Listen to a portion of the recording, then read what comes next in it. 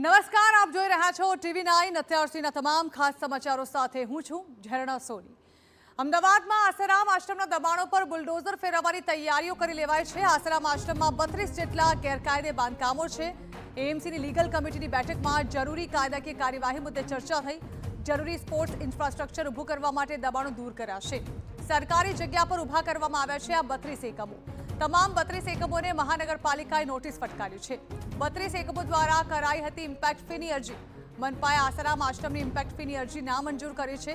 Appellate ઓથોરિટીમાં કેસનો નિકાલ લાવવા સૂચના અપાઈ છે। તો અમદાવાદના મોટેરા સ્થિત જે આસારામ આશ્રમ સ્થાપવામાં આવ્યો છે ત્યાં 32 જેટલા એકમો છે જેને નોટિસ ફટકારવામાં આવ્યું છે। આ એકમો જે છે તે સરકારી જમીન પર ઊભા કરવામાં આવ્યા છે। 32 જેવા નોટિસીસ જે છે 262 મુજબની નોટિસીસ આપવામાં આવી હતી।